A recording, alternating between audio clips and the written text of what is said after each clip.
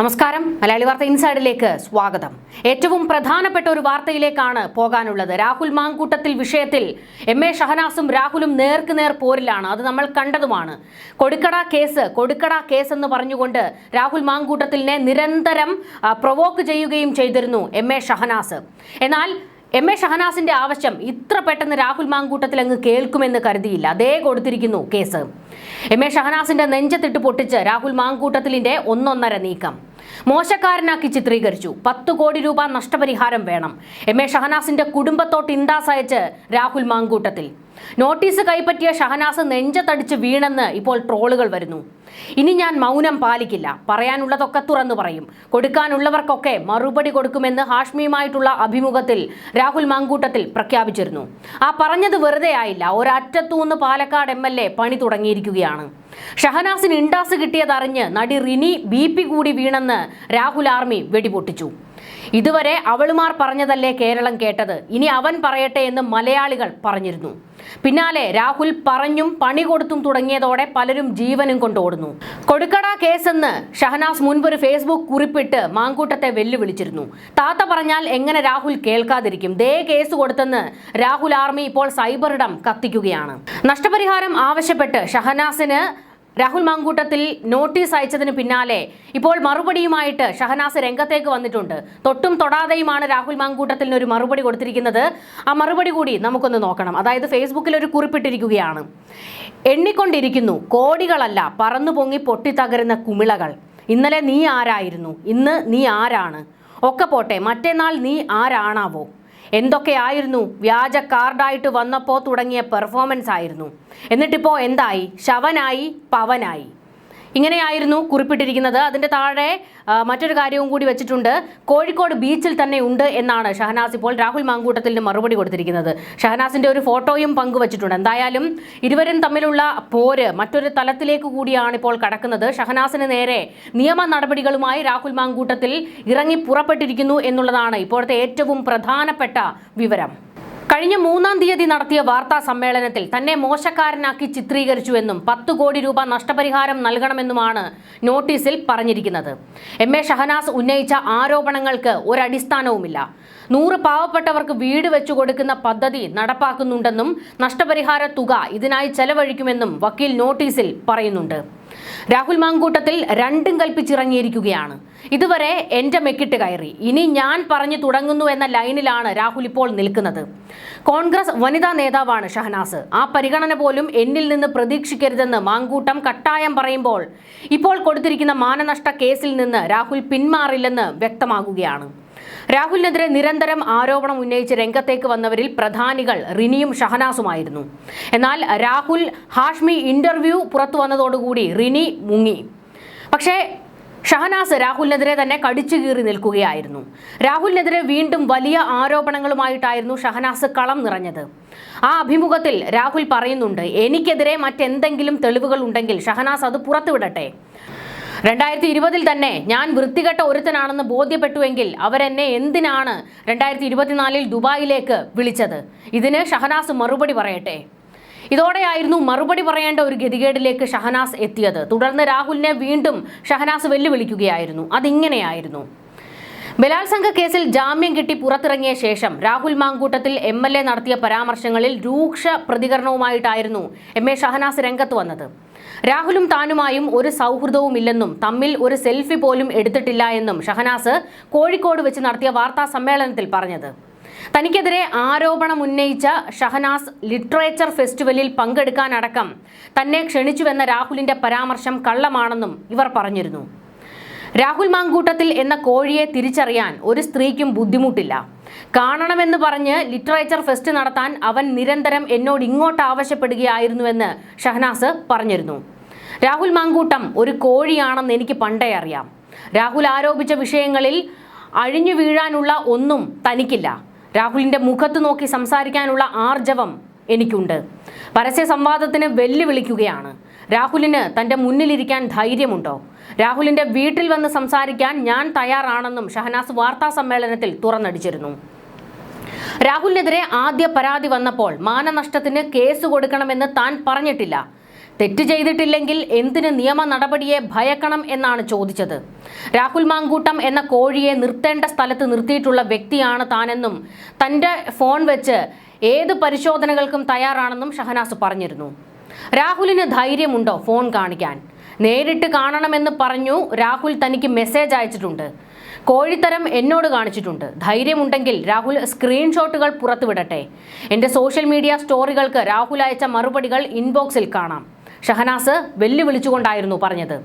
താൻ സാരി ഉടുത്ത് ഇൻസ്റ്റഗ്രാമിൽ ഇട്ട ഫോട്ടോയ്ക്ക് കമന്റ് ബോക്സിൽ വന്ന് രാഹുൽ മോശം മെസ്സേജ് അയച്ചിട്ടുണ്ടെന്നും ഷഹനാസ് പറഞ്ഞു. അതിന് നല്ല മറുപടി കൊടുത്തിട്ടുമുണ്ട്. തന്റെ ഫോൺ വർഷങ്ങളായി ഉപയോഗിക്കുന്നതാണ്. പരിശോധനയ്ക്ക് വിധേയമാക്കാൻ തയ്യാറാണ്. രാഹുൽ എന്ന കോഴി സുഹൃത്താണ് എന്ന് പറയുന്നത് എനിക്ക് നാണക്കേടുണ്ട്. എന്റെ സുഹൃത്തല്ല. രാഹുൽ പറയുന്നത് കള്ളം മാത്രമാണെന്നും ഷഹനാസ് വാർത്താ സമ്മേളനത്തിൽ പറഞ്ഞു. താൻ ഇപ്പോഴും പാർട്ടിയുടെ ഭാഗമാണ്. തന്നോട് ഇപ്പോഴും ഒരു മുതിർന്ന നേതാവും വിശദീകരണം ചോദിച്ചിട്ടില്ല. കുടുംബത്തിലെ ഒരാൾ തെറ്റ് ചെയ്താലും താൻ ഇരയ്ക്കൊപ്പമാകും നിലയുറപ്പിക്കുക. തുറന്നു പറയലുകൾ ഒരു അജണ്ടയുടെയും ഭാഗമല്ലെന്നും ഷഹനാസ് വാർത്താ സമ്മേളനത്തിൽ പറഞ്ഞിരുന്നു. ഹാഷ്മിയുമായുള്ള ഇന്റർവ്യൂ പുറത്തു വന്നതിന് ശേഷമായിരുന്നു ഷഹനാസ് വാർത്താ സമ്മേളനത്തിൽ ഈ ഒരു വെളിപ്പെടുത്തൽ രാഹുലിനെതിരെ നടത്തിയത്. എന്നാൽ ഷഹനാസ് ഇത്തരത്തിലുള്ള വെല്ലുവിളി വീണ്ടും നടത്തിയപ്പോൾ രാഹുൽ അതിന് മറുപടി കൊടുക്കാനൊന്നും പോയില്ല.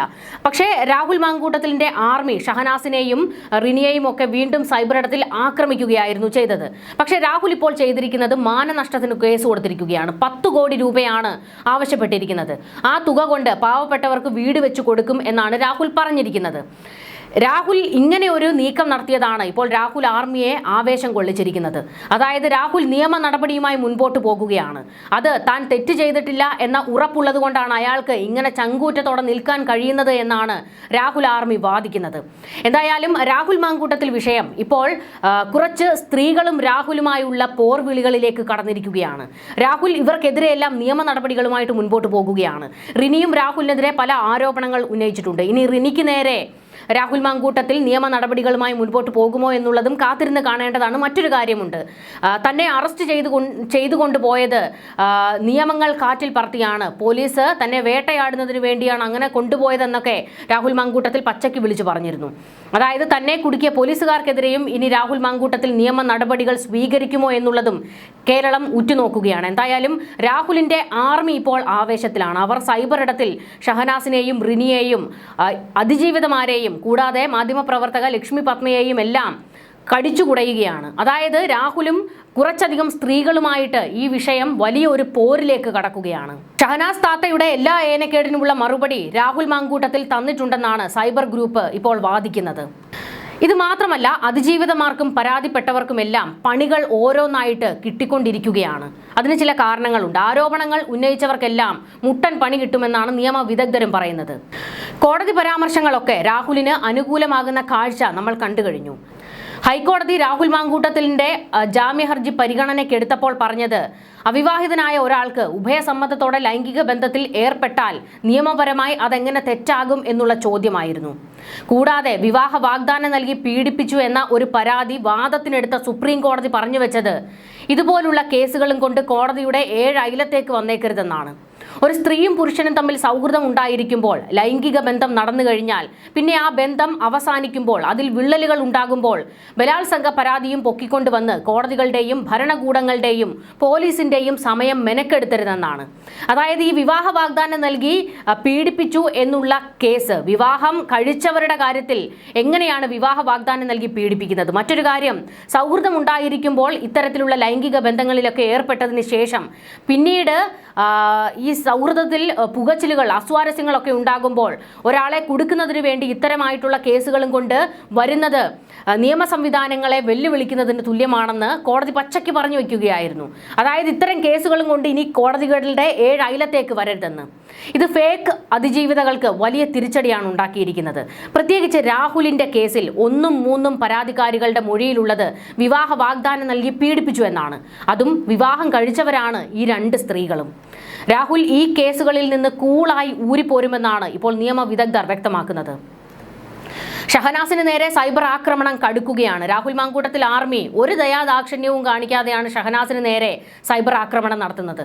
എന്നാൽ മറ്റൊരാൾ കൂടി ഇപ്പോൾ വലിയ രീതിയിൽ സൈബർ ആക്രമണത്തിന് ഇരയായി മാറിക്കൊണ്ടിരിക്കുകയാണ്. മാധ്യമപ്രവർത്തക ലക്ഷ്മി പത്മ. ലക്ഷ്മി പത്മ തനിക്ക് രാഹുൽ മാങ്കൂട്ടത്തിലിനോടുള്ള വ്യക്തിവൈരാഗ്യം തീർക്കാൻ അതിജീവിതകളെ ഉപയോഗിച്ചു എന്നുള്ള തരത്തിലേക്കാണ് ഇപ്പോൾ ആ വിഷയം വ്യാഖ്യാനിക്കപ്പെടുന്നത്.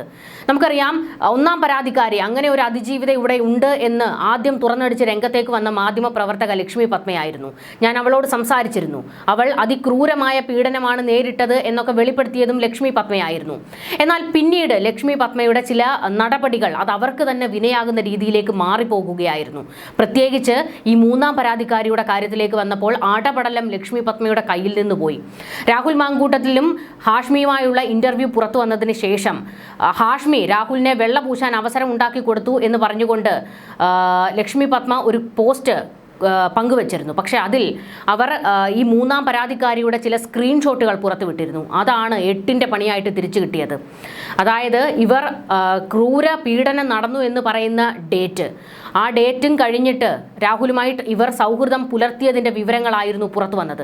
ലക്ഷ്മി പത്മ പങ്കുവച്ച ആ ഒരു സ്ക്രീൻഷോട്ടിൽ അത് കൃത്യമായി ഉണ്ടായിരുന്നു. അതായത് തെളിവടക്കം പുറത്തേക്ക് വന്നു. അങ്ങനെ ഒരു പീഡനം നടന്നിട്ടില്ല എന്ന് തെളിയിക്കുന്നതായിരുന്നു ആ ഒരു സ്ക്രീൻഷോട്ട്, ലക്ഷ്മി പത്മ പങ്കുവച്ച സ്ക്രീൻഷോട്ട്. പക്ഷേ ലക്ഷ്മി പത്മ അതിലെ ആ ഡേറ്റ് മായ്ച്ചിട്ടായിരുന്നു ആ സ്ക്രീൻഷോട്ട് പങ്കുവച്ചത്. ഇത് കൃത്യമായി ഫെനി തൂക്കുകയും ഫെനി അതിൻ്റെ വിവരങ്ങൾ പുറത്തേക്ക് വിടുകയും ചെയ്തിരുന്നല്ലോ. അത് നമ്മൾ കണ്ടു കഴിഞ്ഞതാണ്. ഈ ഒരു സംഭവം കൂടി ഉണ്ടായതിനു ശേഷം ലക്ഷ്മി പത്മയ്ക്ക് എന്തിനാണ് രാഹുൽ മാങ്കൂട്ടത്തിനോട് ഇത്ര വലിയ വൈരാഗ്യം, വ്യക്തിവൈരാഗ്യം?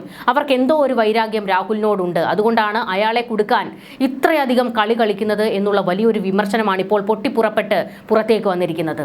അല്ലെങ്കിൽ പിന്നെ എങ്ങനെയാണ് ഒന്നാം പരാതിക്കാരിയെ ഈ പറയുന്ന ലക്ഷ്മി പത്മയ്ക്ക് അറിയാമെന്നുള്ളത് അവർ വ്യക്തമാക്കിയതാണ്. പക്ഷേ ഈ മൂന്നാം പരാതിക്കാരിയെ, കാനഡയിൽ കിടക്കുന്ന ഈ മൂന്നാം പരാതിക്കാരിയെ ലക്ഷ്മി പത്മയ്ക്ക് എങ്ങനെ അറിയാം? അതാണ് ഇപ്പോൾ ജനം മുഴുവൻ, പ്രത്യേകിച്ച് സൈബർ ഇടം മുഴുവൻ ചോദിച്ചുകൊണ്ടിരിക്കുന്നത് ഈ ഒരു ചോദ്യമാണ്. ഇതുകൂടാതെ പല പേജുകളിൽ നിന്ന് ലക്ഷ്മി പത്മയുടെ പോസ്റ്റ് പങ്കുവെച്ചുകൊണ്ട് അവരെ വലിയ രീതിയിൽ സൈബർ ആക്രമണം നടത്തുന്ന രീതിയിലുള്ള കുറിപ്പുകളാണ് പുറത്തേക്ക് വരുന്നത്. ലക്ഷ്മി പത്മയ്ക്ക് ഇതിൽ എന്തൊക്കെയോ ചില കളികൾ ഉണ്ട് എന്നാണ് പലരും പറയുന്നത്. ആൻസി ജോസ് എന്ന് പറയുന്ന ഒരാൾ പങ്കുവെച്ച ഒരു പോസ്റ്റ് ഉണ്ടായിരുന്നു. അതിൽ ലക്ഷ്മി പത്മയ്ക്കെതിരെ അതിഗുരുതരമായിട്ടുള്ള ആരോപണങ്ങളാണ് ഉന്നയിച്ചിരിക്കുന്നത്. ആ പോസ്റ്റ് നമുക്കൊന്ന് നോക്കാം. ഒരു രാഷ്ട്രീയ നേതാവിനെതിരെ ഒരു സ്ത്രീ ബലാത്സംഗ ആരോപണം ഉന്നയിക്കുന്നു. എന്നാൽ ആ ആരോപണത്തിന്റെ മുഴുവൻ മെറിറ്റും നഷ്ടപ്പെടത്തക്ക രീതിയിൽ മുഴുവൻ സൈബർ ലോകവും ആ പരാതിക്കാരിയെ അധിക്ഷേപിക്കാൻ സാഹചര്യം ഒരുക്കത്തക്ക രീതിയിൽ പരാതിക്കാരിയുടെ ക്യാഷ് ട്രാൻസാക്ഷനുകളുടെ സ്ക്രീൻഷോട്ടുകൾ ഈ മാധ്യമ പ്രവർത്തക പുറത്തുവിടുന്നു. റേപ്പ് നടന്നു എന്ന് ആരോപിക്കപ്പെടുന്നതിന്റെ തൊട്ടടുത്ത ദിവസം തന്നെ ആരോപണ വിധേയന് പണം കൊടുത്തതിൻ്റെയൊക്കെ സ്ക്രീൻഷോട്ടുകൾ പുറത്തുവിട്ടത് എന്തിനു വേണ്ടിയാണ്? ആ പെൺകുട്ടിയെ സൈബർ ലിഞ്ചിങ്ങിന് വിട്ടുകൊടുക്കാൻ ആരാണ് ഈ മാധ്യമ പ്രവർത്തകയ്ക്ക് കൊട്ടേഷൻ കൊടുത്തത്? പരാതിക്കാരിയുടെ മുഴുവൻ ക്രെഡിബിലിറ്റിയും ഇല്ലാതാക്കാൻ വേണ്ടി ഈ മാപ്രയ്ക്ക് അവരോട് എന്താണ് വിരോധം? ആർക്കും അറിയാത്ത ആ പെൺകുട്ടിയുടെ പേരടക്കം വെളിപ്പെടുത്തി അവരോട് എന്തിനാണ് ഈ മാപ്ര പക വീട്ടിയത്? ഇതാദ്യമായിട്ടല്ല അതിജീവിതകൾക്കെതിരെ ഈ മാപ്ര രംഗത്ത് വരുന്നത്. രാഹുലിനെതിരെ വന്ന ആദ്യ പരാതിയിൽ ആ പെൺകുട്ടിയുടെ ഐഡന്റിറ്റി പൊതുസമൂഹത്തിനോട് വിളിച്ചു പറഞ്ഞത് ഇതേ മാപ്ര തന്നെയാണ്. സന്ദീപ് വാര്യരുടെ ഫേസ്ബുക്ക് വാളിൽ ആ പെൺകുട്ടിയുടെ കല്യാണ ഫോട്ടോ ഉണ്ട് എന്ന് പറഞ്ഞുകൊണ്ട് അറിയാത്തവരെ മുഴുവൻ ആ പെൺകുട്ടി ആരാണെന്ന് അറിയിച്ചു കൊടുത്തത് ഇവരാണ്. ഈ വിഷയത്തിൽ നിരവധി കേസുകളാണ് സൈബർ അധിക്ഷേപത്തിൽ കേരള പോലീസ് എടുത്തിരിക്കുന്നത്. ആ നടപടികളിൽ എന്തെങ്കിലും ആത്മാർത്ഥതയുണ്ടെങ്കിൽ ഈ നാലാംകിട മാധ്യമ പ്രവർത്തകയ്ക്കെതിരെ കേസെടുത്ത് അറസ്റ്റ് ചെയ്ത് റിമാൻഡ് ചെയ്യാനുള്ള ഉത്തരവാദിത്തം കേരളത്തിന്റെ ആഭ്യന്തര വകുപ്പ് കാണിക്കണം. ഇതുപോലെയുള്ള മാധ്യമ പ്രവർത്തകകളാൽ സൈബർ ലിഞ്ചിങ് ചെയ്യപ്പെടുന്ന മുഴുവൻ പരാതിക്കാരികൾക്കും ഐക്യദാർഢ്യം. ഒരു വാൽ കഷ്ണവും കൂടി പങ്കുവച്ചിരുന്നു അവർ. അവിടെയാണ് ഇതിൻ്റെ മറ്റൊരു കാര്യം കിടക്കുന്നത്. പച്ച മലയാളത്തിൽ ഇതിന് പറയും, ആങ്ങള ചത്താലും വേണ്ടില്ല നാത്തൂൻ്റെ കരച്ചിൽ കാണണം എന്നതുപോലെ എനിക്ക് അനുഭവിക്കാൻ കിട്ടിയില്ല അവനെ, അതുകൊണ്ട് നിങ്ങൾ അനുഭവിച്ചവർ അങ്ങനെ സുഖമായി ജീവിക്കേണ്ട, കൈയടിക്കടേ ഇമാതിരി അവളോടൊപ്പക്കാരികളെ. ഇതായിരുന്നു ആ ഒരു പോസ്റ്റ്. അതായത് രാഹുൽ മാങ്കൂട്ടത്തിലിനെ ലക്ഷ്മി പത്മയും നോക്കി വെച്ചിരുന്നു. കിട്ടാത്ത മുന്തിരി പുളിച്ചതുകൊണ്ടാണ് ഈ അതിജീവിതമാരെ വേട്ടയാടാൻ ലക്ഷ്മി പത്മ ഇട്ടുകൊടുത്തത് എന്നുള്ള രീതിയിലേക്ക് ഇത് വ്യാഖ്യാനിക്കപ്പെട്ടിരിക്കുകയാണ്. സൈബറിടം മുഴുവൻ ലക്ഷ്മി പത്മയ്ക്ക് നേരെ ഇങ്ങനെയാണ് വാർത്തകളും പോസ്റ്റുകളും ഒക്കെ പടച്ചു വിട്ടുകൊണ്ടിരിക്കുന്നത്. അതായത് അതിര് വിട്ടുപോകുകയാണ് അവർക്കെതിരെയുള്ള ഈ സൈബർ ആക്രമണങ്ങൾ. പക്ഷേ ഒരു കണക്കിന് പറഞ്ഞാൽ ഇതവർ ചോദിച്ചു മേടിച്ചതാണ്. കാരണം അനാവശ്യമായി ഈ വിഷയത്തിൽ, രാഹുൽ മാങ്കൂട്ടത്തിൽ വിഷയത്തിൽ ലക്ഷ്മി പത്മ കൈകടത്തി എന്നുള്ളത് 100% ഉറപ്പാണ്. അതുകൊണ്ടാണ് ഇങ്ങനെ ഒരു വേട്ടയാടൽ അവർ ഇപ്പോൾ നേരിട്ടുകൊണ്ടിരിക്കുന്നത്. ന്യൂസ് ഡെസ്ക്, മലയാളി വാർത്ത ഇൻസൈഡ്.